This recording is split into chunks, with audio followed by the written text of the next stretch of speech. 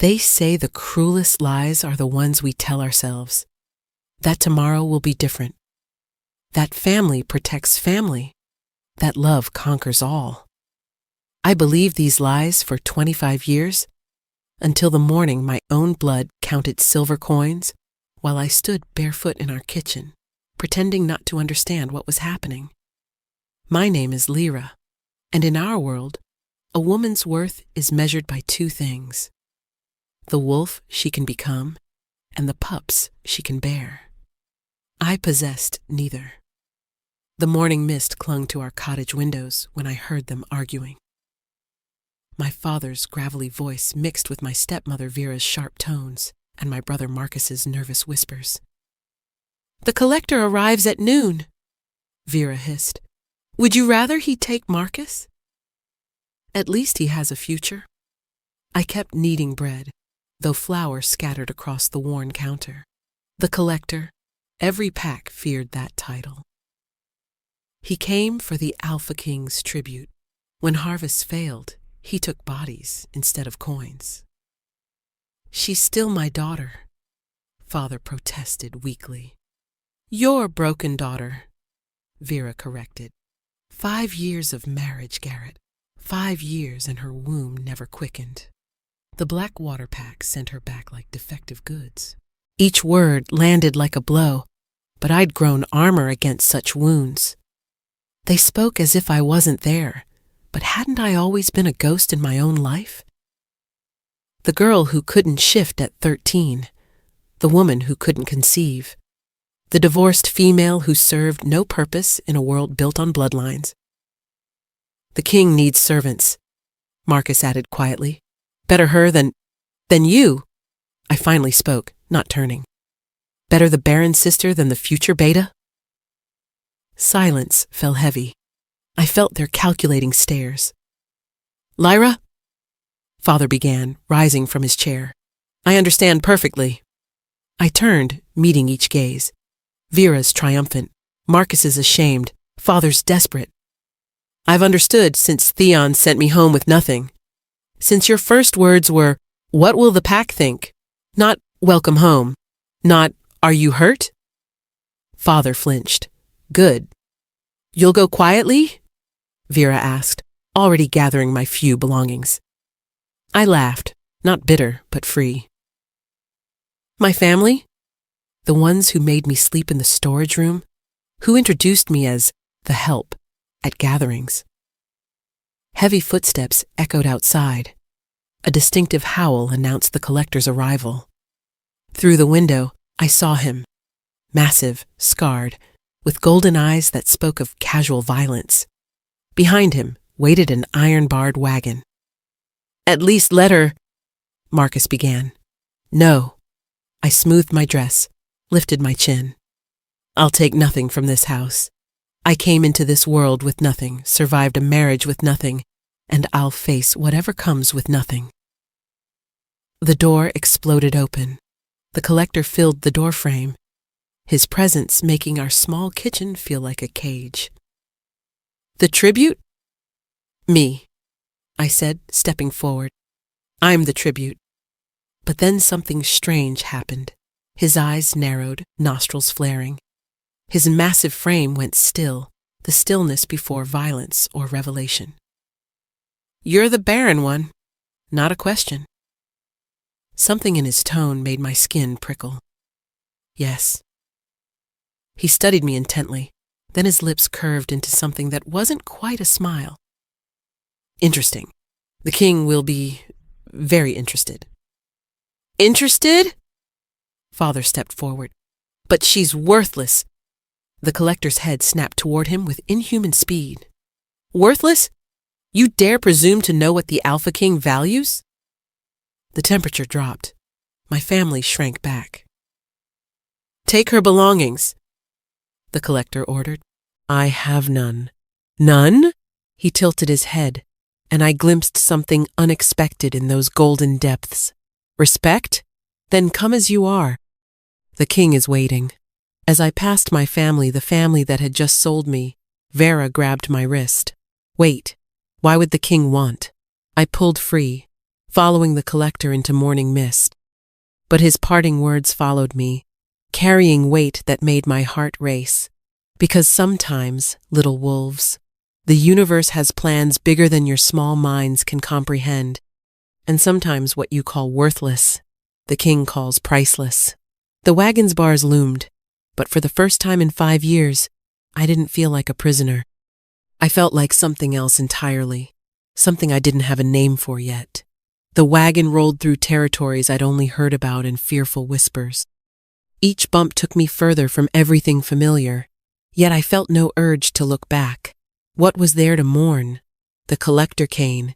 He'd called himself rode up front, occasionally glancing back. 3 other women huddled with me, each beautiful in ways that started wars. They clutched each other, tears mixing with expensive perfume. I heard he killed his last consort, whispered Alara, a redhead. Tore her throat out when she couldn't give him an heir. No, corrected a blonde girl, barely 18. He keeps them in underground cells, uses them until they break.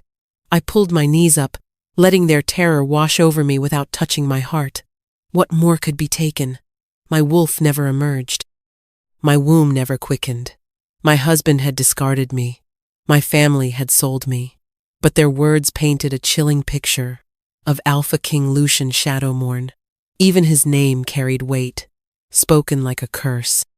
He'd taken the throne at 17 after his father's mysterious death. Some said patricide. Others whispered of darker things. All agreed he was ruthless beyond measure. Why did they take you? Alara asked, eyeing my plain dress, my calloused hands. You're not. I'm Barren, I said simply. Silence fell. The women exchanged glancespity mixed with confusion. Then why? Because the universe has bigger plans, I quoted Kane's words, though they made no sense. Night fell as we approached the capital. I'd never seen anything like Ida City carved from the mountain itself. Black stone and glowing windows, impossible waterfalls, bridges spanning dizzying heights. At its heart rose Shadowmourne Palace, a dark crown against the stars, not beautiful in traditional ways. Magnificent like storms are magnificent, terrible, and awesome. Black towers twisted skyward, defying logic. Ravens circled endlessly, their cries echoing off stone that seemed to swallow light. Welcome to your new home, Kane said as we passed through giant gates. Or your tomb. The choice is yours. We were herded through servants' entrances, down endless spiral stairs. The pretty ones were taken first, led away by stern women. I waited, forgotten, until only Kane and I remained. You're not afraid, he observed. Fear requires hope, I replied. Hope that things could be different, that you have something left to lose. He studied me with those golden eyes. The king will find you. Interesting. You keep saying that. Why? Instead of answering, he led me through different corridors, stranger. Wall carvings hurt to look at directly. Wolves that seemed to move. Moons shifting through phases. Women transforming into beasts. The old wing, Kane explained. From before the Shadowmourne line. Before the kingdom forgot what it was. We stopped at a door marked with unreadable symbols. Beyond lay not a cell, but a chamber filled with impossible moonlight. Books lined every wall.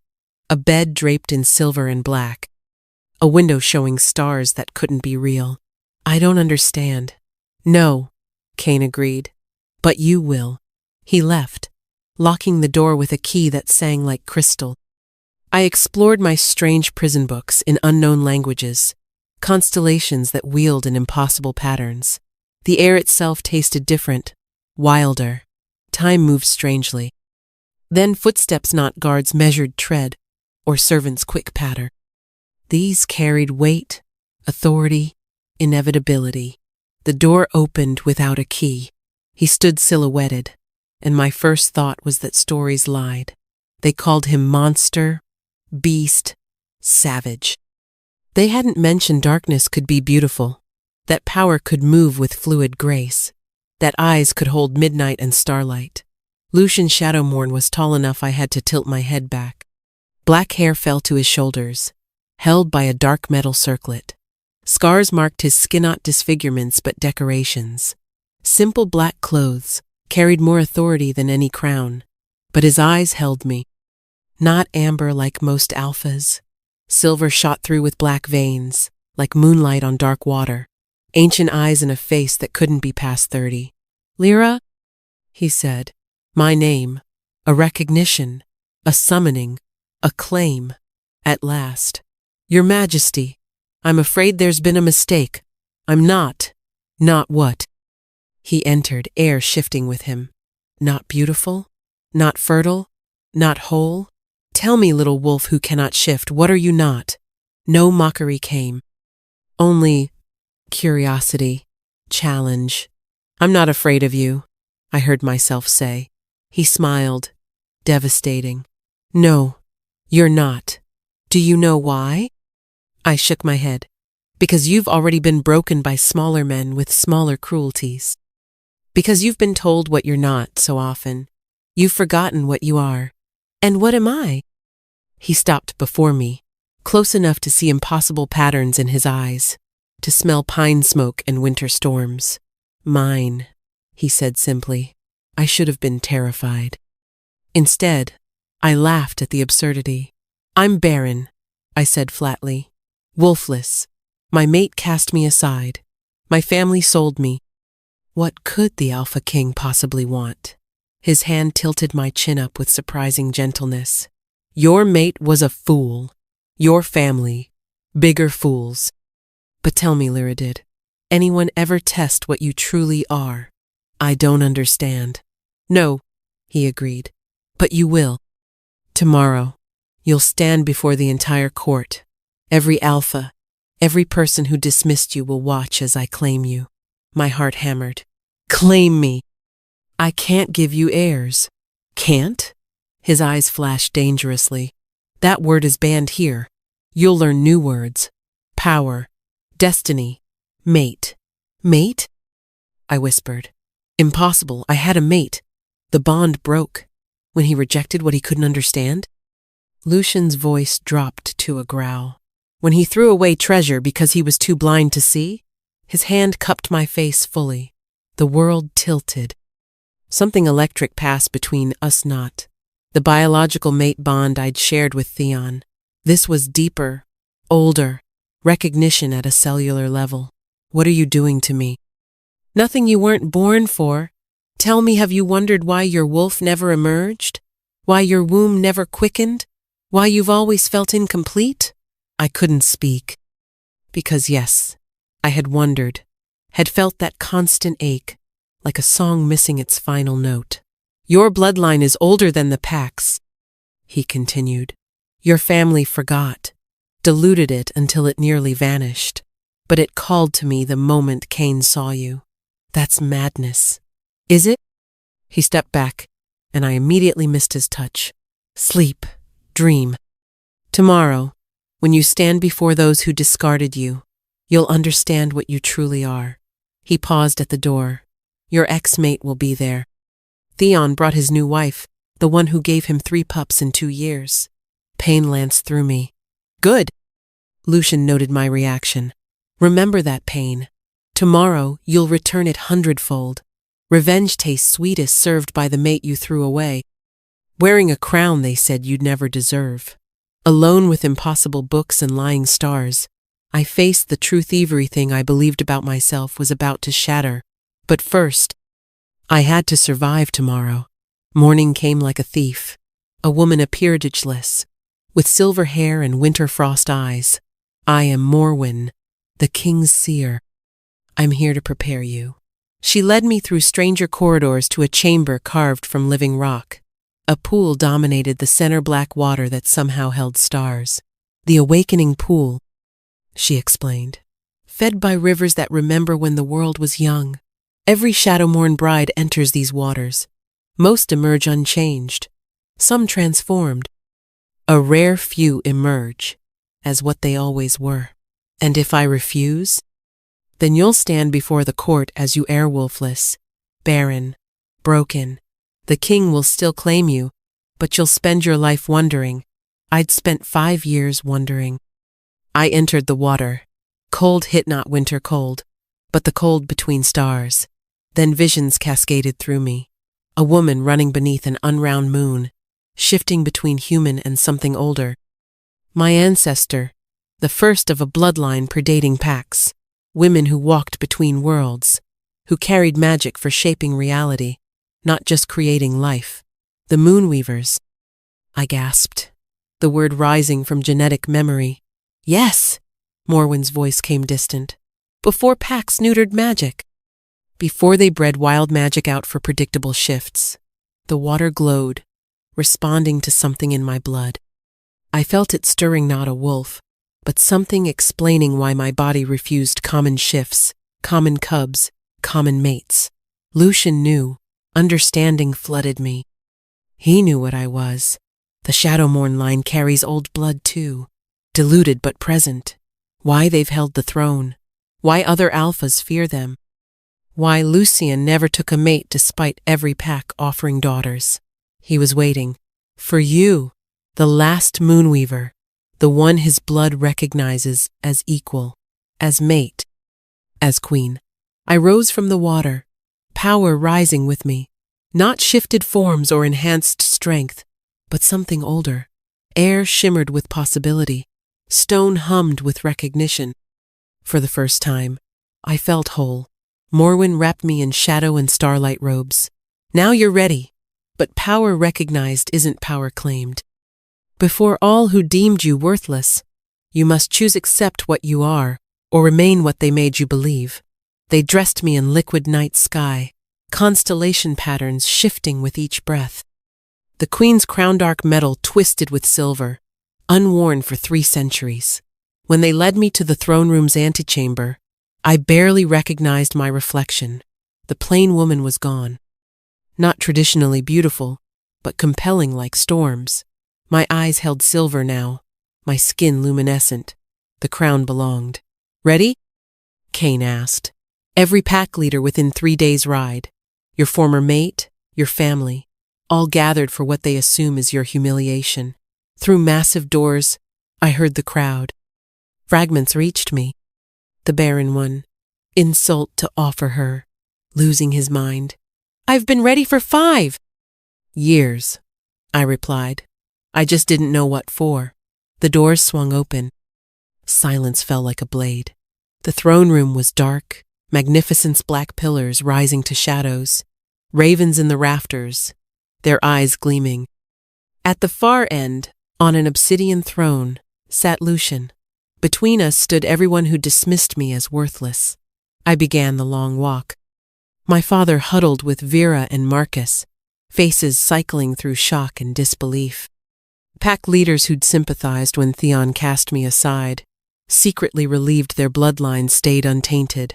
And there, among honored guests, Theon himself. 5 years had been kind to him. Golden hair still caught light. Green eyes sparkled with easy confidence. Beside him, his new mate young, pretty, fertile, hand resting on her swollen belly with their 4th pup. Our eyes met. I saw recognition dawn, shock, confusion, realization that the woman he'd discarded walked toward the throne wearing a queen's crown. I didn't smile. Didn't acknowledge him beyond that glance. He was past. I walked toward future. Whispers rose. Is that her? The Barren one? Impossible. She looks different. What's that crown? Why is she glowing? I reached the throne and turned. Lucian rose, commanding absolute attention with simple movement. He descended with predatory grace. Lords and ladies. His voice carried effortlessly. You expect to witness me claim another consolation prize, another fertile daughter for alliance or favor. He reached me, circling slowly. The crowd held its breath. Instead, witnessed something unseen for 3 centuries. Recognition of a true queen. Awakening of old blood. Union of Shadowmourne and Moonweaver. Gasps rippled. Older wolves stepped back, recognition and fear in their eyes. They remembered stories dismissed as myth. This cannot be, Lord Blackwater called out Theon's father. The Moonweaver line is extinct. Even if not, this woman is barren, can't shift. My son cast her out for good reason. Lucian's smile was all teeth. Your son cast out treasure because he was too stupid to recognize it, like a child throwing away diamonds. He raised his hand power, rippled through the room, dark and ancient, but then I raised mine. Different power answered, silver to his shadow, starlight to his void, perfect opposites in perfect balance. Ravens screamed, pillars hummed, air crackled between us. Lyra of the forgotten line, Lucian said formally, last of the Moonweavers, keeper of old magic. You deemed worthless by lesser wolves. I recognize you. I claim you. I offer not just my hand but throne, power, soul. Will you accept? This was the moment. I could refuse, return to shadows and whispers, or step into what I was born for. I looked at Theon, his fertile wife, the life I was supposed to want, then at my father, the family who'd sold me. Finally at Lucian, who'd seen through broken surface to power beneath. I accept, I said, my voice carrying its own power, but not as possession, not as consolation, not as less than equal. I accept as queen, as Moonweaver, as the mate your blood has called for. His grin was fierce, proud, feral. I would have you no other way. He kissed me before the entire court.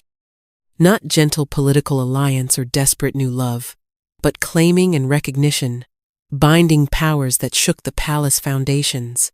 When we parted, the world had shifted. I saw it in their eyes, fear, awe, sudden recalculation. Behold your queen, Lucian commanded. Any who challenge this union may do so now. Silence stretched taut.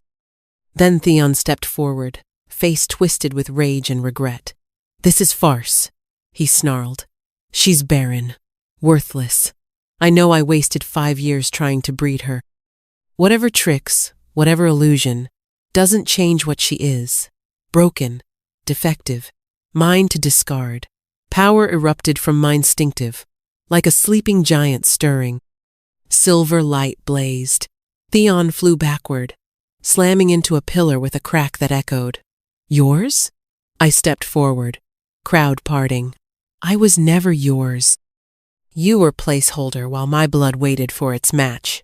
You couldn't breed me because your seed was too weak for a Moonweaver's womb. Couldn't hold me because your soul was too small. I stood over him as he struggled to rise. But I should thank you. If you hadn't thrown me away, I might have spent my life pretending to be less. Might never have discovered I wasn't broken just too much for a lesser wolf. Lyra, my father's voice trembled. What have you become? I turned. What I always was. What you were too afraid to see. What you sold for 30 pieces of silver. We didn't know. Marcus stepped forward ashamed. You feared. You conformed. You threw away a gift. I looked at each father, stepmother, brother, but I forgive you. They blinked, shocked. Your cruelty led me here. Your blindness cleared my sight. Your betrayal taught me family isn't blood its choice, and I choose him. I returned to Lucian, the one who saw not what I lacked but what I was. We ascended together. Shadows writhed, reforming into 2 equal thrones. Let it be known. Lucian addressed the stunned crowd. The age of single rulers ends today. Old blood runs true. Any who challenge our reign you're welcome to try. Ravens screamed approval. Pillars sang. One by one, every wolf including my family, including Theon, dropped to their knees. Long live the king. Long live the queen. But as they dispersed, I caught something in Lucian's eyes. Knowledge unshared. A secret. What aren't you telling me? His smile was gentle, but his eyes held storms. Awakening your power was easy. Keeping Itand you alive when other kingdoms learn what you are, that's where our real story begins. Thunder rolled across clear skies. Ravens took flight. And somewhere distant, I heard howls of things not quite wolves, welcoming their lost daughter home. The testing began at dawn. I woke to my bedroom transformed. Where elegant furniture stood, raw forest now grew. Ancient trees cracked through marble, moss-covered walls. In the canopy above, the Forgotten watched with eyes like dying stars. Interesting decor, I said, proud my voice didn't shake, though I prefer floors without splinters. A laugh echoed from everywhere and nowhere. Not human, not animal, something between that prickled my skin. The last Moonweaver cried, a voice whispered, begged, broke. The last Moonweaver wasn't me. I stood grateful for my nightgown. Are we doing this here? Or somewhere with better lighting? Silence. Then the world shifted. I stood in an impossible clearing. 3 moons wheeled above in different phases. Silver grass sharp as knives beneath my feet. The Forgotten emerged creatures of terrible beauty. Part wolf, part raven, part woman, part shadow. Every Moonweaver must prove worth, the largest said. Beautiful once, before time and power twisted her beyond mortal comprehension. Bloodline means nothing if spirit is weak. Define weak. I've been called that before. Funny how I'm still standing. She smiled. Too many teeth. Brave words. Let's see if power matches tongue. First test. Control. Air shimmered. Figures materialized. Theon, young and handsome. My father, disappointed. Vera, sneering. Still broken, false, Theon said. Pretending you're special. Worthless girl, father added. Should have drowned you at birth. Barren waste, Vera hissed. Taking space meant for real wolves. They circled, words a familiar symphony, but something was different. Words that once cut deep now merely annoyed. This is the best you can do? I asked. Phantoms of people whose opinions stopped mattering when they sold me? The figures shifted recent wounds? Noble ladies whispering, guards suspicious. Even Lucian, cold calculation replacing warmth.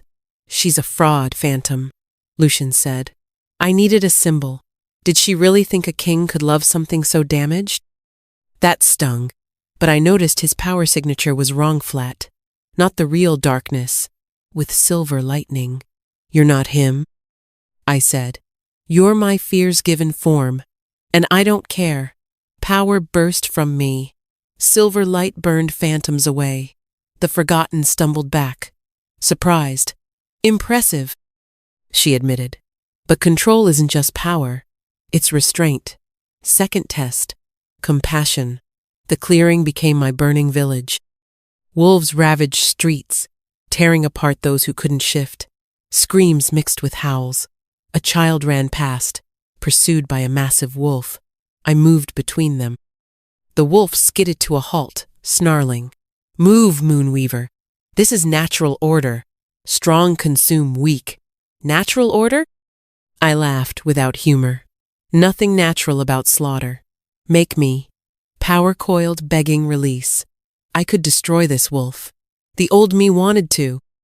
But no. I knelt at the wolf's level. I won't fight, but I won't move. If you want that child, go through me. When you taste my blood, you'll taste truth. Strength without mercy is just another weakness. The wolf lunged. I closed my eyes. The world dissolved.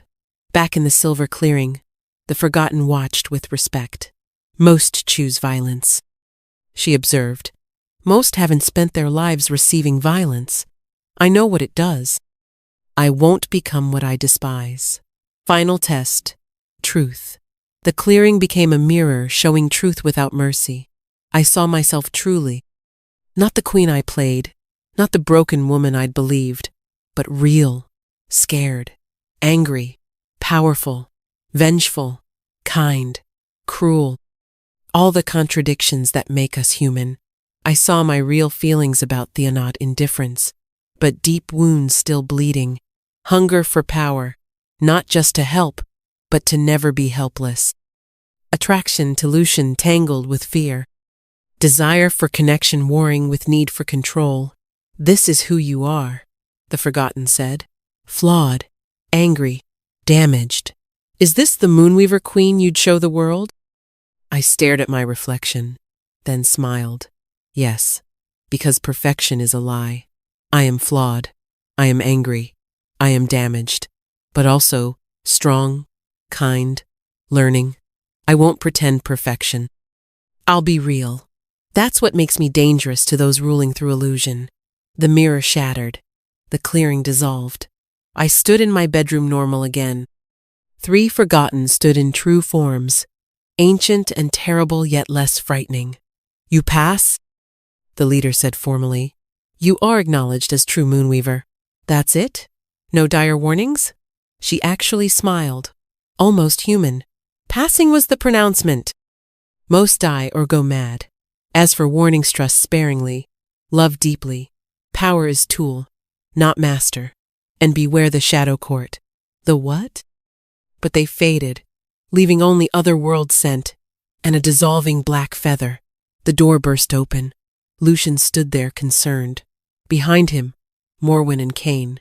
You're alive, Lucian said, crossing to me in 3 strides, hands cupping my face. When the Forgotten took you, I'm fine. They tested me. I passed. Passed? Morwen pushed forward. No one passes their tests in 300 years.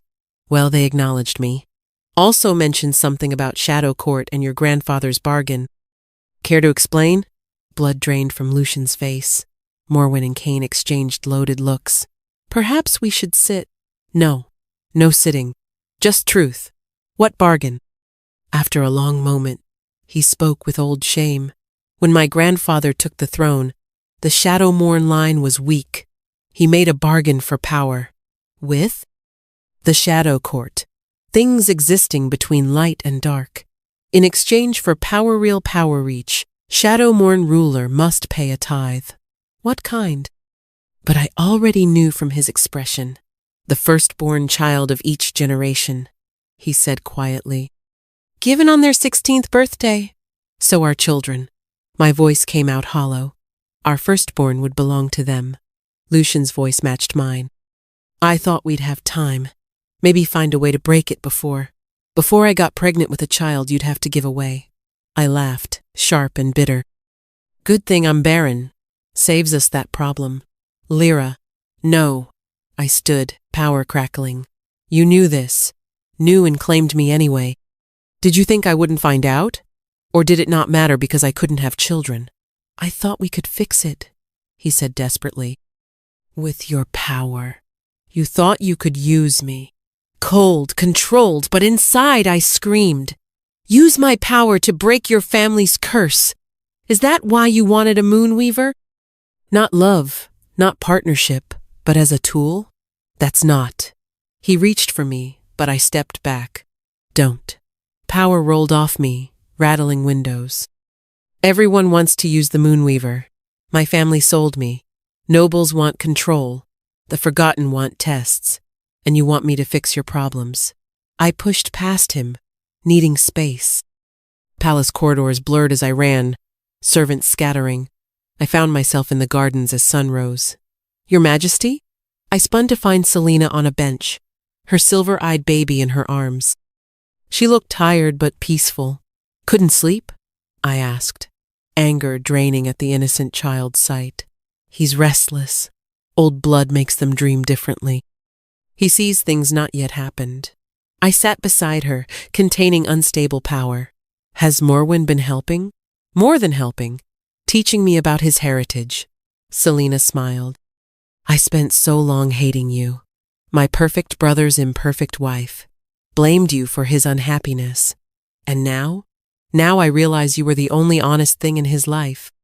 He surrounded himself with people who said what he wanted. You told truth. He couldn't handle that. She adjusted the baby's blanket. I named him Ash. The tree that bridges worlds. Perfect, I said, meaning it. Lyra, can I ask, was it worth it? Everything to get here? I thought carefully. Yesterday, I'd have said yes instantly. But now, knowing Lucian's hidden motives, the Shadow Court's claim, tests, and dangers ahead, I don't know. Ask me in a year. She laughed. Fair. But I'm glad you're here. Ash is too. For once I have hope he'll grow up in a world that won't fear what he is. The baby reached for me. When I gave my hand, power sparked between us, gentle, warm. He gurgled happily, easing something in my chest. Your Majesty, Cain appeared. The king requests your presence. Noble houses gather for morning court. Of course they do. I stood, squaring shoulders. Tell His Majesty I'll attend shortly. After dressing appropriately, Cain departed. I looked at my nightgown, then Selena. Advice for facing people who probably want me dead? She grinned, showing family resemblance to Theon but genuine where his was calculated. Be exactly yourself. They expect tyrant or victim. Give them neither. Give them a queen who knows her worth. Walking back, I felt weight settling. Shadow court, Lucian's deception, Noble's expectations. The Forgotten's acknowledgement, but also purpose. I'd been defined by lack so long. Now I could define myself by choices. Morning court awaited. Lucian would be there. We'd face each other across the gulf of secrets. Nobles would test, probe for weakness. Let them. I'd been tested by beings older than memory, faced deepest truths without breaking. Discovered betrayal where I'd hoped for belonging and still stood. I was Lyra, last Moonweaver. Queen, because I chose myself. Anyone thinking that made me weak would learn otherwise. The dynamic between Lucian and me had shifted. No longer just newfound mates. Two people with secrets, agendas, bloodlines pulling different directions. But fine. I'd navigated complicated dynamics my whole life. The difference now, I had power to shape outcomes. And shape them I would, Shadow Court be damned. Morning Court was a battlefield disguised as civilization. I entered through main doors, dressed in twilight fabric shifting purple to midnight blue. The star and shadow crown sat heavy. Her Majesty, Queen Lyra Shadowmourne, first of her name, last of the Moonweavers, the herald announced. Every eye tracked my movement. Lucian sat in black, expression unreadable. The space between us felt like a chasm. I took my seat without looking at him. Lord Aldrich of the Mountain Clans, the herald continued. A grizzled wolf stepped forward, bowing perfectly incorrect. Your Majesties, interesting developments. The Moonweavers return after centuries. One wonders what other surprises await. Those who pay attention to signs aren't surprised, I replied, letting power thread my voice subtly. The wise prepare. The foolish cling to outdated assumptions. His eyes sharpened. And which am I, Your Majesty? That depends entirely on your next words. He smiled, recognizing the test. Then let me speak plainly. The mountain clans have long memories. We remember when Moonweavers walked freely. When the old ways were honored, we would welcome their return. Truth or trap? I studied him, then made a choice. Those who remember the old ways understand they required balance. Not dominance of magic over wolf or wolf over human, but harmony. Are the mountain clans prepared for such change? Change is the only constant, Majesty. We adapt or perish. Wise words. I inclined my head slightly. The crown acknowledges the mountain clan's wisdom. One potential ally gained, or enemy revealing itself slowly. Time would tell. The morning continued, each noble testing, probing. But something had shifted. Where yesterday they'd shown fear or calculation, today held something else. Curiosity. Some genuine, some dangerous. All reassessing. Fascinating, Lucian murmured during a brief pause. They're actually listening to you. Did you expect otherwise? I kept my voice neutral. I expected resistance. Instead, you're weaving them into your web without them realizing. I learned from the best manipulator I know. I let him hear the edge. You. He flinched, but recovered. Lyra, about this morning. Not here. I cut him off. We have an audience. Perform your part, Your Majesty. I'll perform mine. The rest of court passed in careful dance. By the end, I'd identified 3 potential allies, 5 certain enemies, and dozen waiting to see which way winds blew. Progress. But Lucian's betrayal sat like poison between us. Trust, once broken, wasn't easily repaired. Still, I'd survived worse, been broken by smaller betrayals. This too I would navigate. The Shadow Court loomed. Other kingdoms would learn of my existence. Tests would come harder and faster. But today, I'd prove something to myself. I didn't need anyone's validation. Not Lucian's, not the nobles, not even the Forgottens. I was enough, exactly as I was. Flawed, angry, powerful, real. And that terrified them more than any perfect queen ever could. Days blurred into a strange rhythm. By day, I held court and navigated political waters. By night, Lucian and I performed the perfect royal couple, while the Shadow Court's threat hung between us like a blade. "You can't avoid me forever," he said one evening, catching me in the library I'd claimed as sanctuary. "I'm not avoiding you. I'm protecting myself." I didn't look up from the ancient text about Shadow Court bargains. There's a difference. "Lyra, please, let me explain." "Explain what?" "That you saw a broken woman and thought, perfect. She can't have children anyway, so the Shadow Court can't claim them? Or did you hope my power could break your curse before that became an issue?" He sank into the chair across from me. For once, the perfect king looked haggard. "Both. Neither. It's complicated. Then uncomplicate it. I dreamed of you," he said quietly. "Since I was 7, the seeing pool showed me a brown-eyed woman who'd become silver-eyed. My mate, my equal. When Cain found you, I knew. So you collected me like a tool." "No." His voice turned fierce. "I recognized you. Yes, I hoped we could break the bargain. Yes, your inability to have children seemed like fate's kindness. But Lyra," he leaned forward, "I would have claimed you regardless. Barren or fertile, powerful or powerless. Because you're mine, and I'm yours, and that truth runs deeper than any curse." I wanted to believe him, but trust, once shattered. "Pretty words," I said finally. "But words are what got me here. I need actions." "Then let me act. There's a gathering tomorrow." The Eastern Lords arrive to pay respects. "Really? They're testing our bond, looking for cracks. Show them unity, even if you don't feel it yet." I considered. Political necessity warred with personal hurt. But I was queen now. Personal feelings came second to duty. "Fine, but we do this my way." The next evening showcased the double life I'd learned to navigate. Dressed in a gown that seemed woven from moonlight itself, I stood beside Lucian as the Eastern Lords arrived. Lord Vance led them, the same who'd challenged me at my claiming. His daughter, the one Lucian had rejected, accompanied him. Beautiful, fertile, everything I wasn't. Her eyes held venom poorly disguised as courtesy. "Your Majesties," Vance bowed. "How wonderful to see you both.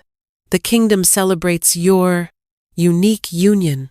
"Unique," I repeated, tasting the insult. "Yes, I suppose marrying for true compatibility, rather than breeding potential, is unique these days." His daughter, Isabel, stepped forward. "Compatibility is certainly important, though surely children factor into any royal union. The kingdom needs heirs."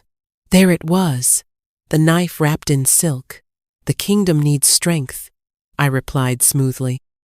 "Heirs come in many forms. Power can be inherited through blood or teaching. Which would you prefer, Lady Isabelia? Weak heir of pure blood, or a strong successor chosen for merit?" "A false choice," she countered. "Why not both?" "Why indeed?" I smiled, letting power subtly charge the air. "Perhaps because the universe rarely gives us everything we want. It teaches us to value what we have instead." Lucian's hand found mine political gesture, or genuine support. His thumb traced circles on my palm, and despite everything, warmth bloomed. "My queen speaks wisdom," he said. "The old ways of succession brought us centuries of weak kings propped up by pure blood. Perhaps it's time for new ways." "New ways," Lord Vance mused. "Like the return of the Moonweavers?" Some say that's merely elaborate theater, that true Moonweavers died out long ago. The challenge was subtle but clear. Prove it, or be labeled fraud. I could have displayed power, cowed them with raw magic. Instead, I chose subtlety. Lord Vance, I said gently, your youngest son, he suffers from moon madness, doesn't he? The healers say it's incurable. His face went rigid. How did you? The old blood recognizes its own ailments. He's not mad. He has dormant Moonweaver heritage, probably from your wife's line. It's trying to manifest, but can't find proper channels. I released Lucian's hand, stepping toward Vance. I could help him. Would you like me to prove the Moonweaver's return by healing what your healers cannot? The hall went silent. Vance's careful mask cracked, showing desperate father beneath political player. You could do that? Bring him tomorrow, privately. We'll see what's possible. I let kindness color my voice. Whatever else divides us, Lord Vance, no child should suffer for their heritage. The gathered nobles exchanged glances. In one move, I'd shifted from defending to offering, from question to questioner, from potential fraud to potential savior. Your Majesty's kindness is unexpected, Isabel said carefully. Is it? Perhaps you've been listening to the wrong stories about me. I accepted a wine glass from a passing servant. I find people often fear what they don't understand. Tell me, Lady Isabel, what do you fear? She blinked, caught off guard. I fear nothing, Your Majesty. Nothing. How terrifying that must be. I sipped my wine. Fear keeps us human. I fear many things, letting down those who depend on me, becoming what others tried to make me, losing those I've learned to care for. My eyes found Lucian briefly. But I've learned fear can be a teacher if we let it. And what has it taught you? Another lord asked, genuinely curious now. That broken things can be reforged stronger. That power without purpose is just destruction waiting to happen. That sometimes our greatest weaknesses become our greatest strengths, if we're brave enough to embrace them. Pretty philosophy, Isabel said, recovering. But the kingdom needs more than words. Then it's fortunate I offer more than words. I set down my glass. Tomorrow, Lord Vance's son.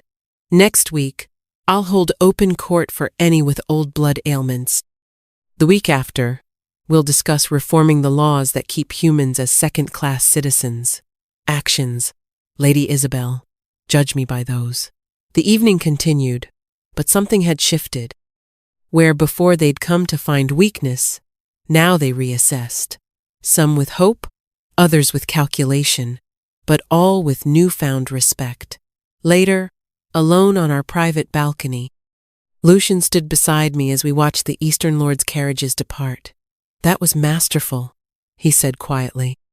You turned their attack into opportunity. I learned from watching you, I admitted. The king who makes enemies into allies through unexpected kindness. Is that what we are? Enemies? I turned to study him. Moonlight caught his features, softening the harsh angles. I don't know what we are. The mate bond pulls me toward you, but trust. Trust takes time to rebuild. I have time, he said simply. All the time you need. What about the Shadow Court? Do we have time before they come collecting? His jaw tightened. I'm working on it. There are old texts, older allies. We'll find a way. We? I challenged. We, he confirmed. Whatever else stands between us, Lyra, we face the Shadow Court together. I won't let them take our children. Children we can't have, I reminded him. Can't? He smiled sadly. You banned that word, remember? The Moonweavers were full of surprises. Who says their last daughter won't surprise us all? I wanted to argue, but exhaustion won. Tomorrow would bring Lord Vance's son and new challenges. The double life of public unity and private distance would continue. But tonight, standing in moonlight with the complicated man who was both my greatest support and deepest betrayal, I allowed myself a moment of peace. Lucian, I said as he turned to leave. Yes?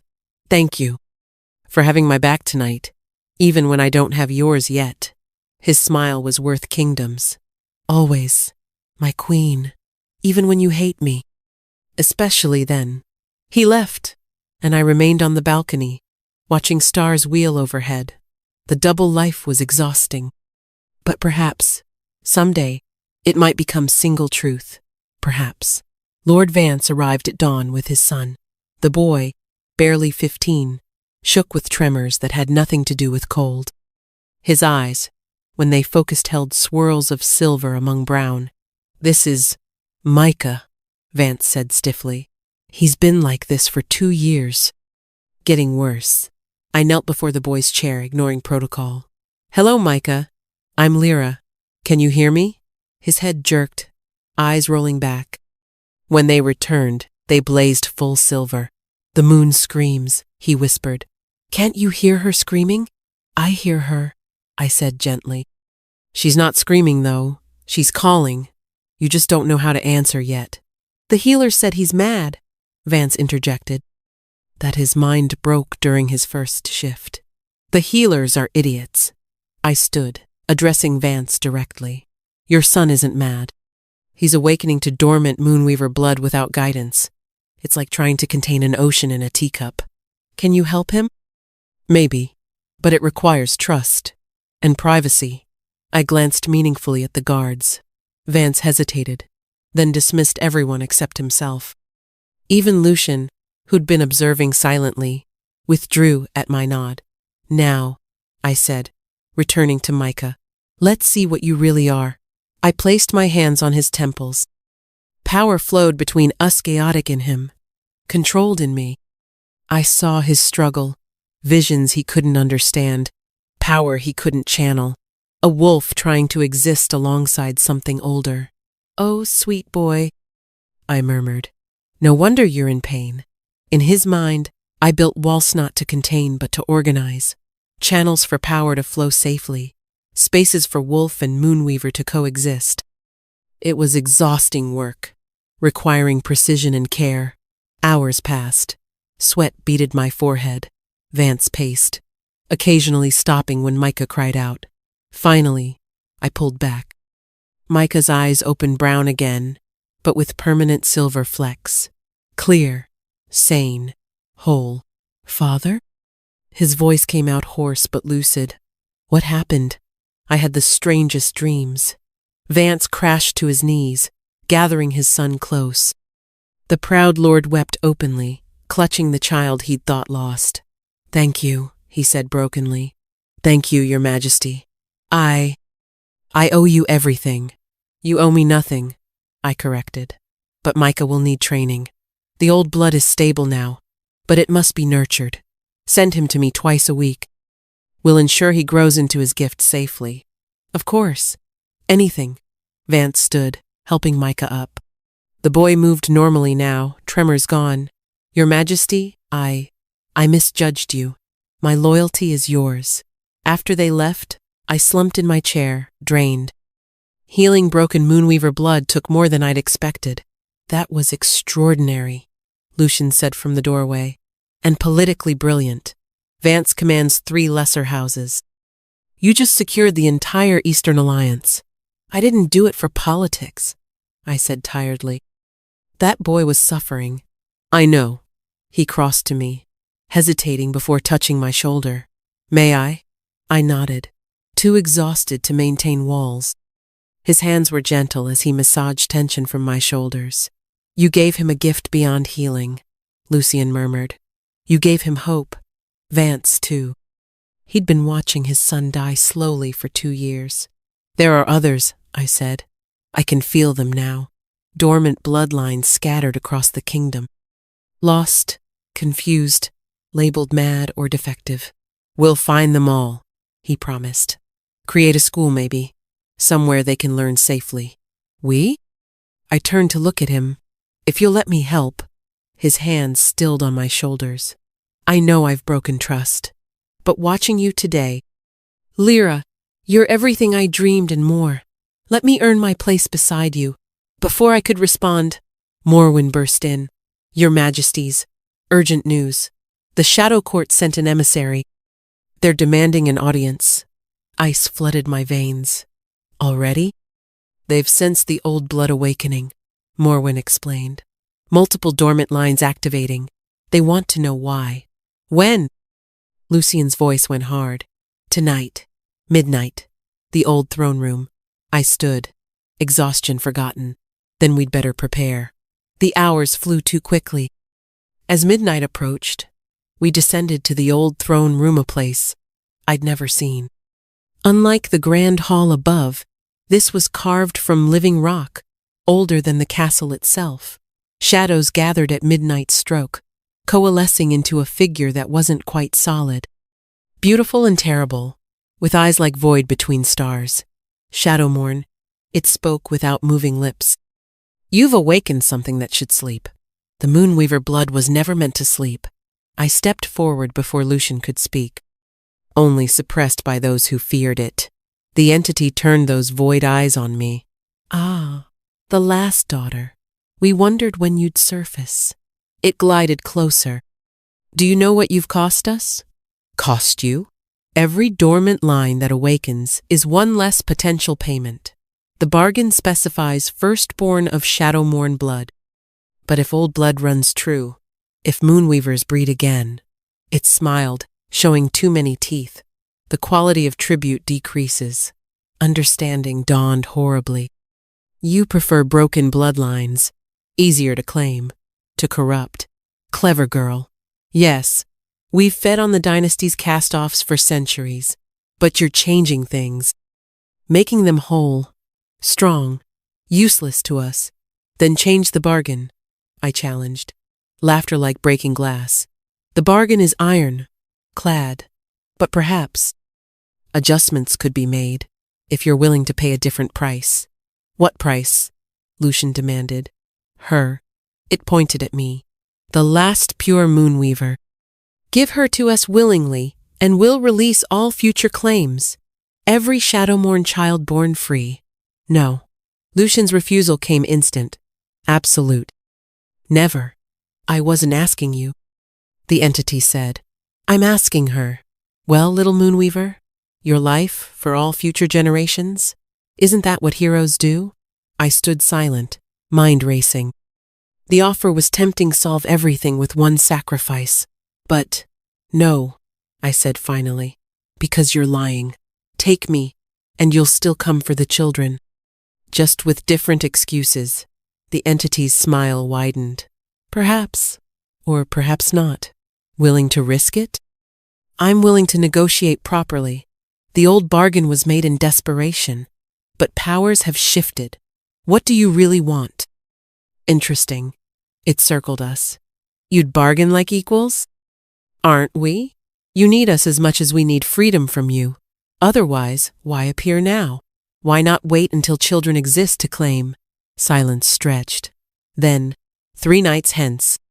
Bring your proposals. We'll discuss alternatives. It vanished, leaving only cold and the scent of between spaces. That was insanely dangerous, Lucian said, challenging them directly. Got us 3 days, I interrupted. 3 days to find leverage. What leverage could we possibly have? I smiled grimly. They fear awakened Moonweavers. There's our starting point. Now come we. Have research to do. As we climbed back to the living castle, I felt something shift. Not trust. Not yet. But partnership. We'd faced the shadow court together, neither sacrificing the other. It was a start. Lyra? Lucian said softly. Thank you for not taking their offer. Did you think I would? I feared you might, to spare future children pain. I stopped, meeting his eyes. I'm done with noble sacrifices. If we're breaking this bargain, we do it together. No martyrs. No martyrs, he agreed. Together. The word tasted like promise. 3 days. I'd barely slept, hunting through ancient texts for leverage against the Shadow Court. Micah helped, his newly stable gift letting him read languages that hurt normal eyes. Here, he said suddenly, pointing to a passage in a tome that reeked of otherworld. The Shadow Court isn't independent. They answer to something called the Void Mother. The Void Mother? I leaned closer. I've never heard that name, because speaking it draws her attention. Morwen said from the doorway, face grave. Which you've just done, foolish children. The temperature plummeted. Shadows writhed unnaturally. Then she appeared, not the emissary, but something far older. The Void Mother stood taller than possible, her form constantly shifting between woman and absence. Who dares speak my name? Her voice was the silence between heartbeats. I do. I stood, pushing Micah behind me. Lyra, last of the Moonweavers. Last? She laughed, and windows cracked. Oh, little daughter, you're not the last. Merely the only one they let you know about. My blood froze. What? Did you think the Pax could eradicate an entire bloodline? No, they couldn't kill us all, so they hid us instead.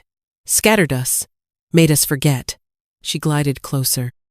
Your grandmother wasn't the last. Neither was her mother. There are dozens of pure Moonweavers locked away, memory spelled, breeding stock for the Shadow Court's games. You're lying. Am I? She waved a hand. The air shimmered, showing images women with silver eyes and gilded cages. Some young, some old, all bearing the unmistakable mark of pure blood. Hidden across realms, kept docile, bred when useful, discarded when not. Rage built in my chest. Where are they? Safe, useful, mine. She studied me. Though you're proving inconvenient. Awakening dormant lines, teaching control, making my livestock rebellious. They're not livestock. They're people. My people. Your people? She circled me, and reality bent around her presence. You've known your heritage for what, weeks? They've been mine for centuries. Then I'll take them back. Will you?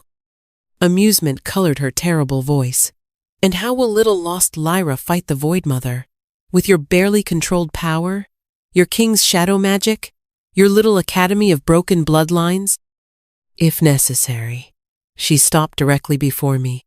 This close, I saw the truth. She wasn't just ancient. She was emptiness given hunger. The space between existence that fed on light. Brave words. Here's truth, little Moonweaver. Your bloodline exists because I allow it. Every pure blood lives at my sufferance. Challenge me, and I'll drain them all. Leave their husks as warning. You need us alive, I countered, pieces clicking together. That's why you keep them. You feed on our power but can't generate it yourself. Kill us all and you starve. Her perfect composure cracked. Clever, but not clever enough. Yes, I need Moonweavers. But I don't need them whole, or sane, or willing. More images, women screaming silently, power being pulled from them like thread from a spindle. My stomach churned. So what do you want? I forced steadiness into my voice. Originally? Status quo. Your king's firstborn is scheduled. Occasional drainage from my stock. Balance maintained. She paused. But you're disrupting things. Making waves. So new terms. Stop awakening bloodlines. Stop your little healing crusade. Accept your place in the order of things. And if I refuse, then I'll demonstrate why the Pax feared us both. Her form expanded, filling the room with hungry void. I'll drain every drop of power from every hidden Moonweaver. Leave their bodies on your doorstep. Make you watch as the bloodline truly dies. You'd destroy your own food source? I'd survive lean centuries to make a point. Would you survive the guilt? Before I could respond, Lucian stepped from shadows. I hadn't seen him enter. Enough, the Void Mother turned. Ah, the Shadow King. Come to protect your mate? How touching. How useless. Not protect. Negotiate. He moved beside me, power rolling off him in waves. You want status quo maintained. We want freedom from the bargain. There's middle ground. Is there? She seemed amused. Speak your terms. Release the pure bloods.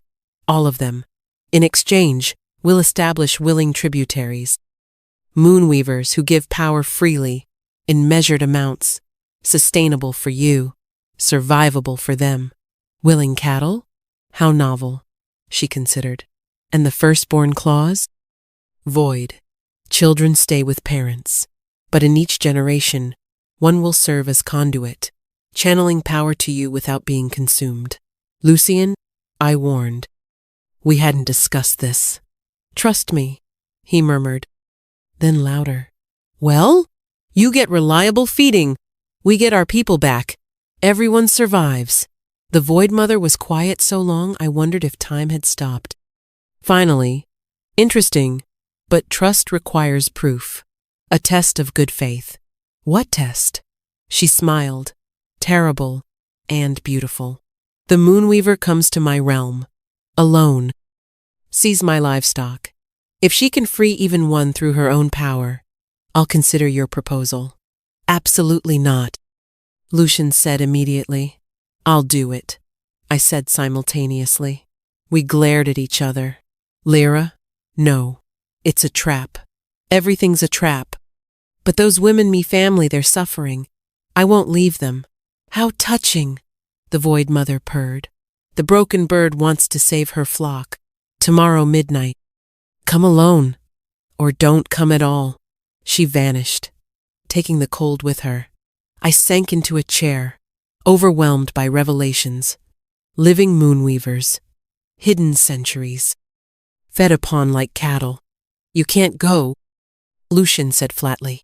I have to. It's suicide. Maybe. But I won't abandon them. I met his eyes. Would you abandon your people? His jaw clenched.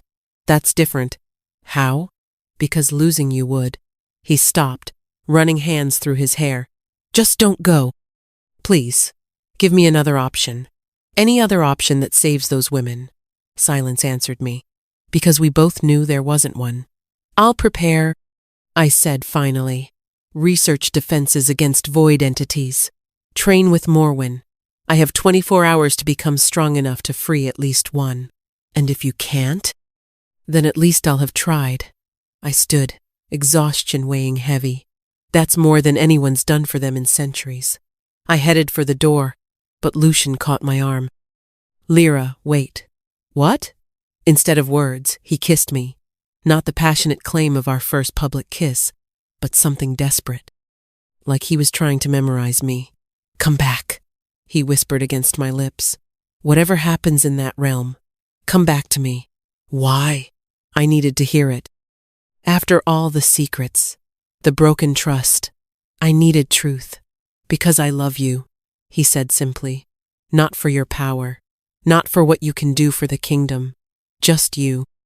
The woman who laughs at impossible odds, who heals broken children, who challenges entities that could unmake reality, because it's right. My heart cracked. Lucian, I know trust takes time. I know I failed you. But Lyra, if you don't come back, I'll tear apart dimensions to find you. The Shadow Court, the Void Mother, reality itself, nothing will stop me. No martyrs, I reminded him. We promised. No martyrs, he agreed. So come back. We'll face whatever comes together. I kissed him once more, pouring everything I couldn't say into it. Then I left to prepare for war. 24 hours to become strong enough to challenge the Void Mother in her own realm, to free women who'd been prisoners for centuries, to prove the last Moonweaver was worth more than all who'd come before. No pressure at all. Midnight arrived like an executioner. I stood in the old throne room, dressed in armor Morwen had found Moonweaver battle gear from centuries past, silver mesh that sang with protective enchantments. Last chance to reconsider, Lucian said. He'd stayed with me all day, helping prepare, teaching shadow defenses. Neither of us mentioned it might be our last day together. You know I can't. I checked the weapons at my belt, silver daggers that could cut between realms. Crystals charged with raw moonlight. Then I'm coming with... No. I touched his face gently. She said alone. Break that condition, and those women die. I hate this, he said roughly. Hate sending you into danger I can't share. Now you know how I felt about the Shadow Court secret. The words came out softer than intended. Helpless. Angry. Terrified for someone you... Someone you what? His eyes searched mine. Someone I love, I admitted. Despite everything, because of everything, I love you too. His breath caught. Lyra. The air tore. The Void Mother appeared, smile sharp as winter. Touching, but time's up. Come, little Moonweaver. Your family awaits. She extended a hand that wasn't quite there. I took it, feeling reality slip away like water. The last thing I saw was Lucian reaching for me as dimensions folded. Then nothing. Then everything. I stood in a place that defied description. Not darkness implied the absence of light. This was the absence of existence itself. Only the Void Mother's will gave it shape, and that shape was horror. Cages stretched endlessly. Each held a woman, some barely older than children, others ancient beyond measure. All had silver eyes. All stared at nothing with the blank gaze of the soul broken. Behold your heritage, the Void Mother said. 43 pure bloods, some taken as infants, some bred here, all mine. I approached the nearest cage. The woman inside couldn't have been 30, but her eyes held centuries of emptiness. When I touched the bars, she flinched. Hello, I whispered. I'm Lyra. I'm here to... No one comes, she interrupted, voice rusty from disuse. Only the hunger comes. Always the hunger. How long? I asked the Void Mother. How long has she been here? Time moves differently in my realm. She's been mine for 50 years? 100? Does it matter? Rage built in my chest. Their names. Tell me their names. Names? She laughed. They're numbered. Easier to track inventory that way. I moved from cage to cage, fury growing with each blank stare. These women were me what I could have been. Sold, discarded, forgotten. But where I'd found power, they'd found only endless consumption. Choose quickly, the Void Mother prompted. Which one will you try to save? You get one attempt. I studied each cage, looking for any spark of awareness. Near the back, I found Hera girl who couldn't be 16, newer than the rest. Her eyes still held defiance beneath the emptiness. That one, I decided. 37? The Void Mother seemed amused. Taken last winter. Still fights during feedings. Amusing but tiresome. Very well. The cage dissolved. The girl 37 stumbled out, legs weak from confinement. I caught her, feeling the echoes of drained power in her bones. What's your real name? I asked gently. I don't. She shook her head. Mira. I think. Everything's foggy. Mira. I gripped her shoulders. I'm going to get you out, but I need you to trust me. Trust? She laughed brokenly. I trusted my parents. They sold me to men who brought me here. My story. All our stories. The eternal song of women deemed worthless. Then don't trust me, I said. Trust yourself. Trust the power they couldn't quite steal. It's still there, buried deep. Help me find it. I placed my hands on her temples, diving into the wreckage of her mind. The Void Mother had been thorough walls everywhere, channels blocked, power siphoned but not destroyed. They needed the source intact to feed from. This won't work, the Void Mother observed. I've had months to break her. You have minutes. I ignored her, focusing on Mira's core. There a spark of silver, wrapped in so many barriers, it looked like a dark pearl. I began unweaving, using techniques Morwen taught me.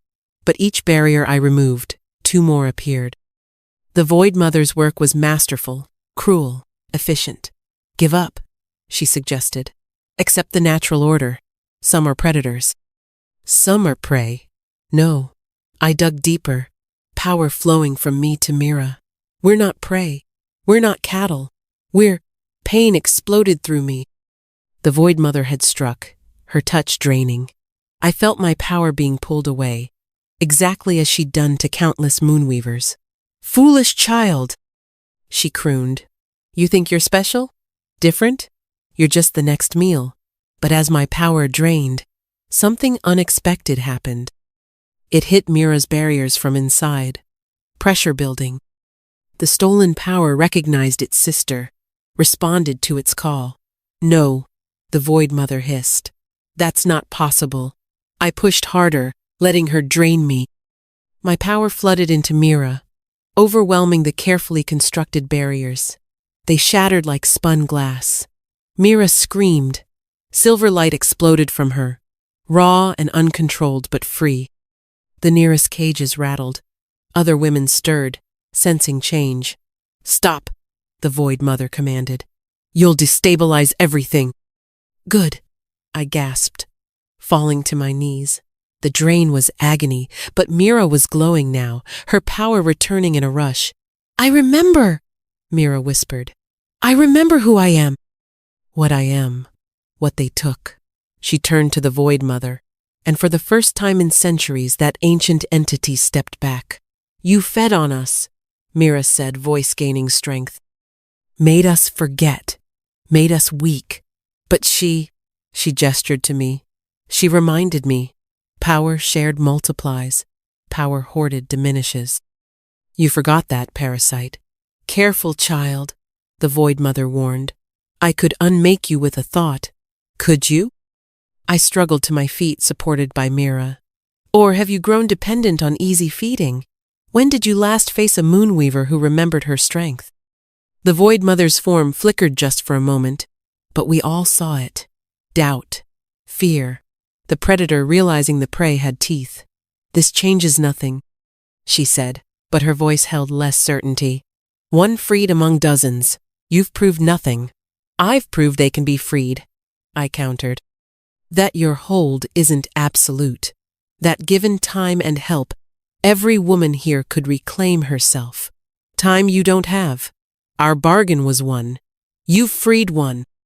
Now leave. Actually, Mira said, silver eyes blazing, I think we'll renegotiate. Power burst from her wild, uncontrolled, furious. It slammed into nearby cages, cracking them. The women inside stirred more. Ancient programming fighting new possibility.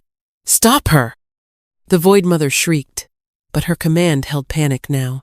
Mira's power lashed out, fueled by decades of suppressed rage. Each strike weakened more cages. Women who'd been empty shells began blinking, awareness creeping back. You took everything? Mira snarled. Our names, our memories, our power. But you left the core, and cores remember. The Void Mother struck, dark tendrils wrapping around Mira. But I intervened, my depleted power still enough to shield. We stood back to back, two Moonweavers against the hunger of void. Enough! The Void Mother's form expanded, filling the non-space with terrible presence. You want war? I'll show you why your ancestors surrendered. Reality twisted. Pain beyond description flooded through me. But in that agony, I felt something else, the other women responding. 41 caged Moonweavers sensing the battle, their buried powers stirring. Feel that? I gasped to Mira. They're waking up. Impossible, the Void Mother snarled. But we heard the doubt. One cage cracked, then another. Women who'd been prisoners for centuries began remembering who they were beneath the hunger's touch. Enough. The Void Mother's voice shattered several cages completely. Leave. Now. Take your freed pet and go, or I'll drain you both to husks. I wanted to fight for all of them. But Mira was weakening, her newfound power burning too hot. And the Void Mother, despite her fear, still commanded this realm. This isn't over, I promised the waking women. I'll come back. We'll come back. All of us, free and strong. Empty promises, the Void Mother hissed, but her certainty was cracking. She gestured sharply. Reality folded. Mira and I tumbled through dimensions, landing hard on the throne room floor. Lyra! Lucian was there instantly, pulling me into his arms. You're alive. You're who is this? Mira, I managed. One of many. We have to go back. The others are where they've been for centuries. The Void Mother's voice echoed without form. But you've made your point. Let's discuss new terms. She materialized. Smaller now, controlled but visibly shaken.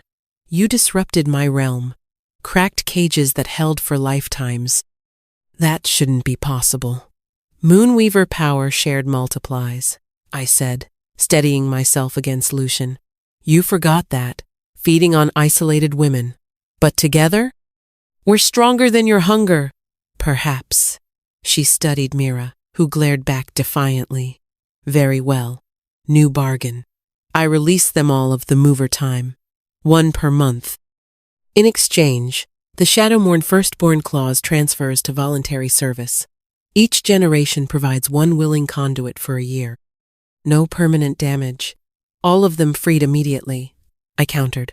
Voluntary service, yes, but only 6 months. And they choose when.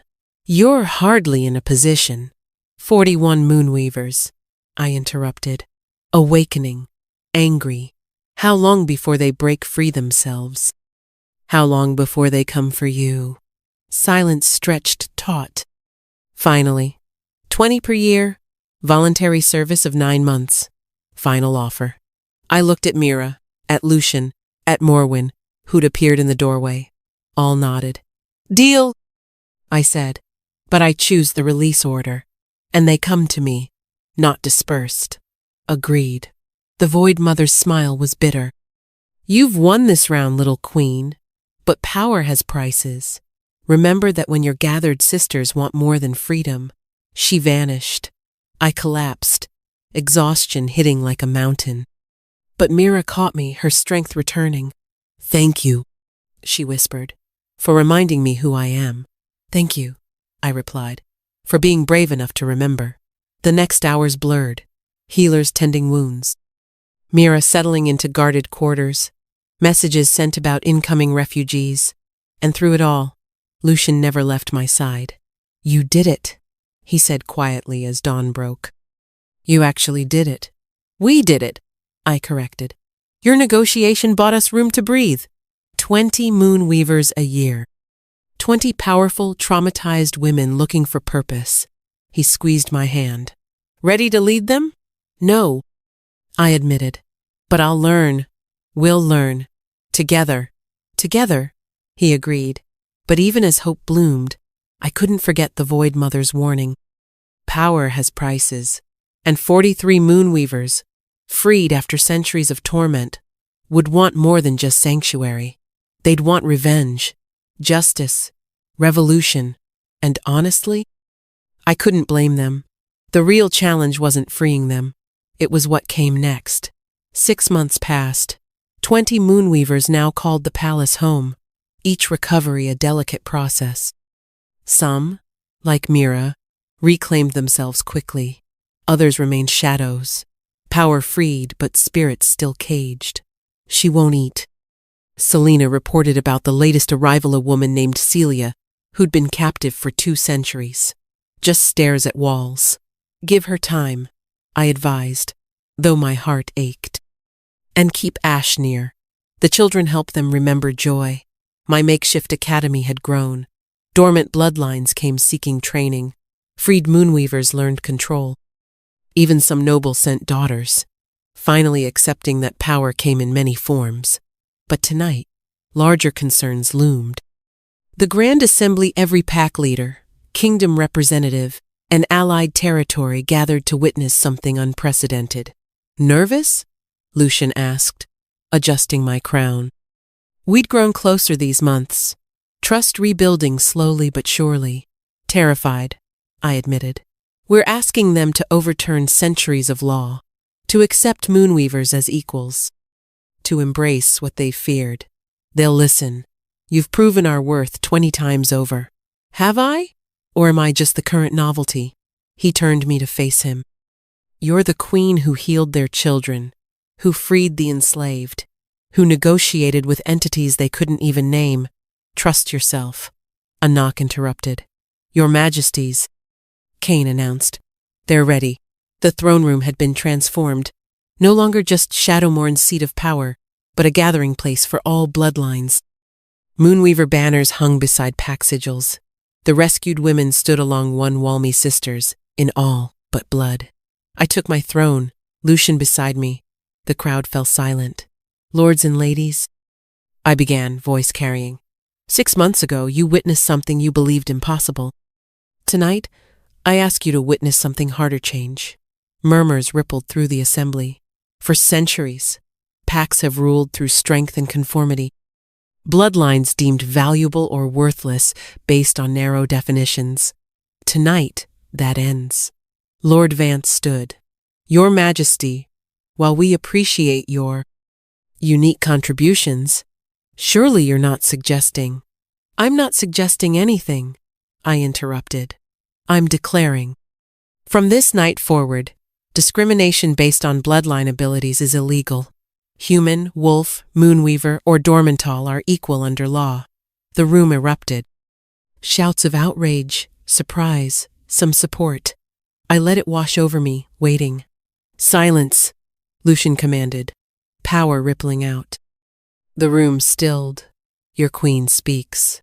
I know this seems radical, I continued, but look around. Lord Vance, your son thrives because we embraced his difference. Lady Chen, your daughter's madness was dormant Moonweaver blood. She now leads healing circles. Lord Rodriguez, your weak nephew commands shadow magic that rivals ancient masters. Each named individual straightened, living proof of my words. But more than that, I stood, power unfurling. We face threats beyond pack borders. The Void Mother was just the beginning. Ancient powers stir, drawn by our changing world. We need every gift, every bloodline, every difference united. Pretty words, Lord Blackwater sneered Theon's father. Still bitter. But power structures exist for reasons. The strong lead, the weak follow. Nature's law. Nature's law? I laughed. Then let's discuss nature. Mira? She stepped forward, power crackling. 200 years ago, I was weak, sold for having fits. Those fits? Moonweaver awakening. The Void Mother fed on me for decades. Yet, I survived. Weak or wrongly defined? One example, Blackwater began. Shall we make it 20? I gestured to my freed sisters. Each has a story. Each was discarded. Each survived horrors you can't imagine. Weak or tempered by trials you were too strong to face. What do you want from us? A younger lord asked. Truly? Acceptance. Integration. Children taught all bloodlines have value. Laws protecting the vulnerable instead of exploiting them. Unity. And if we refuse? I smiled coldly. Then you'll face the future alone. The Moonweavers won't disappear again. We won't hide. We'll build our own communities, our own power structures. And when the ancient threats come, and they will, Kome don't ask for our help. Silence stretched. Then, unexpectedly, Theon stood. Older now, humbled by years. She's right, he said quietly. I speak as one who learned too late. I threw away treasure because it didn't match my expectations. Don't repeat my mistakes. His father turned purple. You dare. I dare speak truth. Theon met my eyes. I was wrong. The packs were wrong. If we don't change, we'll face extinction not from enemies, but from our own blindness. One by one, others stood. Vance first, then Chen, Rodriguez. Younger lords who'd seen change work, older ones who'd witnessed their grandchildren thrive under new ways. Not all. Blackwater and his allies remained seated, faces dark with rage. But enough. More than enough. Then let's vote, I declared. All in favor of the integration laws? Hands rose. A clear majority. The measure passes, Lucian announced. From this night, all bloodlines stand equal. But even as hope soared, I caught movement in the shadows. Assassins moving fast. Silver blades aimed at the freed Moonweavers. No! I moved without thinking, power exploding outward. But I wasn't alone. Every Moonweaver responded instantly. 21 women who'd survived the Void Mother's hunger weren't helpless victims. Light blazed. Attackers flew backward. In seconds, the assassination attempt became a statement. We weren't weak. We weren't victims. We were power incarnate, and we protected our own. Anyone else? I asked the shocked assembly. Any other demonstrations needed? Blackwater's face showed calculation replacing rage. Even he could count power when it blazed before him. The integration laws stand, he said grudgingly. The pacts, accept, not embrace, not celebrate, but accept. For now, enough. As the assembly dispersed, Lucian pulled me close. That was either brilliant or insane. Both, I admitted, but necessary. Change never comes gently. No, he agreed. But you've started something that can't be stopped. Ready for what comes next? I looked at my sister's freed women already planning, teaching, building, at the mixed bloodlines mingling freely, at a future being born from the ashes of tradition. No, I said honestly, but that's never stopped me before. He laughed, kissing my temple. My revolutionary queen, what would I do without you? Rule alone and make terrible decisions, I teased. Undoubtedly. His expression grew serious. Lyra, there's something I need to ask. With the Shadow Court bargain amended and the integration laws passed, my heart skipped. Was he? Your Majesties. A messenger burst in. Ships on the horizon, flying the Crimson Empire's flag. The moment shattered. The Crimson Empire, ancient enemies who'd outlawed all magic centuries ago. Of course they'd come now, when we'd shown our power openly. How many? Lucian demanded. 50 warships, Majesty. And more coming. I met Lucian's eyes. The proposal would wait. War had come to our doorstep. But as I looked at my gathered sisters, at unified bloodlines standing together, I smiled grimly. They wanted war? They'd get it, but not the war they expected. Not against divided packs and hidden Moonweavers, against something new, something unified, something they'd never faced before. Let them come. The Crimson Empire's armada darkened our harbor. Their admiral's terms were simple. Surrender all Moonweavers for execution, or watch the kingdom burn. Predictable, I said, studying war maps with my council. They fear what they can't control. We can't match their numbers, Kane reported. 50 warships, each carrying 100 soldiers, against our, what? 1,000 wolves and 21 Moonweavers? 22, Mira corrected. Celia broke through last night. She's ready to fight. I smiled. Another sister reclaimed, but Kane was right, numbers weren't in our favor. Your Majesty, Lord Vance entered, surprisingly humble. The Eastern Pacts offer alliance, all of them. Your healing of our children hasn't been forgotten, and the Northern clans stand with you, Lady Chen added, as do the Western territories. Hope bloomed. Even Blackwater? Even him, Vance confirmed. Faced with foreign invasion, Pack loyalty runs deep. We might squabble internally, but outsiders threatening our own? Never. How many? Lucian asked. 8,000 wolves, 2,000 human auxiliaries, and, Vance hesitated, 15 dormant bloodlines requesting activation. They want to fight as Moonweavers. My sisters and I exchanged glances. Awakening dormant lines took time, energy. But in war, every advantage mattered. Bring them, I decided. We'll do what we can. The next 3 days blurred. Awakening ceremonies, strategy sessions, the Crimson Admiral's increasingly aggressive demands. But something else happened to Onity. True unity. Wolves worked beside Moonweavers. Humans trained with mixed bloods. Old prejudices crumbled beneath shared purpose. Everything I'd dreamed, forged in crisis. Dawn of the 4th day brought the inevitable. They're attacking, scouts reported. Landing boats approaching all beaches. Then we meet them, I declared, not as separate packs or bloodlines, as one people. The first wave hit the beaches at sunrise. Crimson soldiers in their anti-magic armor, carrying weapons designed to disrupt supernatural powers. They expected easy victory against magical degenerates. They didn't expect us. I stood at the center of our line, my sisters flanking me. Behind us, Wolves in human form waited for the signal. The enemy charged, confident in their numbers and technology. Now, I whispered. 22. Moonweavers raised their hands as one. Power erupted, not individual strikes, but woven together, multiplied exponentially. The beach itself responded, sand becoming glass, waves rising impossibly high. The crimson front line shattered. "Advance!" Lucian commanded. Wolves shifted mid-charge. 8,000 predators hit the disrupted enemy like a tide of fang and fury. But more impressive were the mixed units' dormant bloodlines fighting beside full wolves, humans with silver-touched weapons supporting both. Yet the Empire had come prepared. Their second wave carried heavier disruptors, shields that scattered magic. They regrouped quickly, discipline replacing surprise. "Your Majesty!"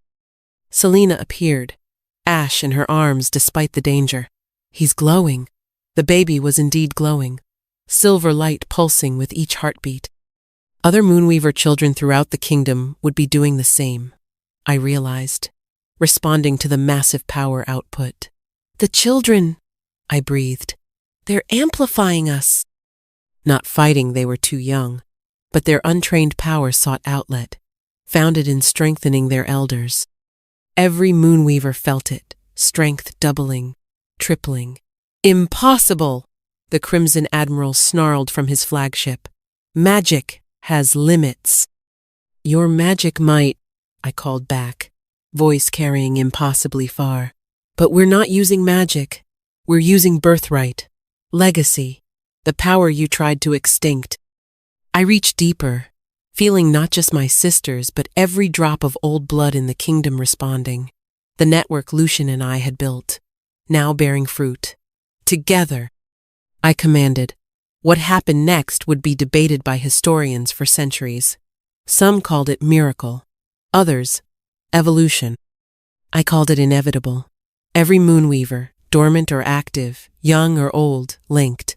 Power flowed between us like shared blood. The wolves felt it too, their own magic intertwining with ours. Even humans touched by proximity found themselves connected. We were no longer individuals. We were legion. The sky itself cracked. Reality bent. The Crimson Fleet found themselves not in water but suspended in air, held by collective will. Their disruption technology, designed for individual targets, overloaded instantly. "Yield," I commanded, and my voice was the voice of thousands, or be removed. The Admiral, dangling hundreds of feet above water, yielded, but victory wasn't in their surrender. It was in what came after. "We could destroy you," I announced, still speaking with unified voice. "Erase your empire for threatening our children, but we're not you. We don't extinct what we fear." Slowly, carefully, we lowered their ships to water, disabled but not destroyed, defeated but not dead. "Go home," I continued. "Tell your emperor what you've seen. Magic isn't dying, it's evolving. And if you come again, we won't be merciful twice." They fled. As our connection gradually released, I found myself on my knees, Lucian supporting me. Around us, wolves howled victory. Moonweavers embraced. Humans cheered, not as separate peoples, but as one. "You did it," Lucian murmured. "True unity." "We did it," I corrected, then smiled. "Though I could sleep for a week." Later, he said. "First, I believe we were interrupted earlier." My heart stuttered as he knelt beside me. From his pocket came a ring knot, elaborate, just silver and shadow twisted together. "Lyra," he began, "you've shattered every expectation, broken every barrier, united the impossible. Will you do one more impossible thing and marry me? Properly this time? Not for politics or bloodlines, but because I love you?" Through exhaustion, joy bloomed. Yes, the cheer that rose could probably be heard in the Crimson Empire. 5 years later, I stood on the same beach where we'd won our freedom. But now, instead of blood in the sand, children played wolf pups and Moonweaver babies and human youngsters, all together. "Mama!" a voice called. I turned to see my daughter running toward me, silver eyes bright with excitement. "Look what I can do!" She held out her hands. Light danced between them, not pure Moonweaver silver or shadow-worn darkness, but something new, something unprecedented. "Beautiful Luna," I praised, scooping her up. "But remember, power is for protecting, not showing off," she recited. "I know, Mama." Behind her, her twin brother Dusk practiced shadow, walking with Lucian. Both our children, miracles the healers couldn't explain. The Barren woman who'd given the kingdom heirs. "Your Majesty?" Mira approached, now my closest advisor. "The 42nd Moonweaver arrives tomorrow. Only one left. Only one sister still trapped. But she'd be free soon." The Void Mother kept her bargains grudgingly. "And the new territories?" I asked. "3 more kingdoms request alliance. Word spread soonity makes us stronger than division ever could." I smiled, watching our mixed families play. 5 years ago, I'd been sold for 30 silver, told I was worthless, broken, barren. Now I was queen, mother, uniter of bloodlines, breaker of old ways. But most importantly, I was myself. Not despite my supposed flaws, but because of them. They'd shaped me, strengthened me, led me here. "Mama?" Luna asked. "Why are you crying?" "Happy tears, Moonbeam," I assured her. Sometimes joy is too big for just smiling. Lucian joined us, Dusk on his shoulders. "The council can wait," he declared. "Family beach day is sacred. The king skipping duty?" I teased. "Scandalous. The king is learning priorities from his queen," he replied, kissing me softly. "And she's usually right." "Usually?" "Always," he corrected, laughing. As we played in the sand, our children shrieking with delight, I thought of that scared woman in her father's kitchen. If she could see who she'd become, what she'd built, the love she'd found, would she believe it? Probably not. It was too fantastical, too impossible, too perfect for someone worthless. But that was the best part. The broken bird hadn't just learned to fly. She'd taught others they had wings too. And together, they'd soared beyond anyone's wildest dreams. Sometimes, the universe really did have bigger plans. Sometimes, being sold for silver led to treasures beyond gold. Sometimes, the very things that made you worthless were what made you priceless. I was living proof. The end.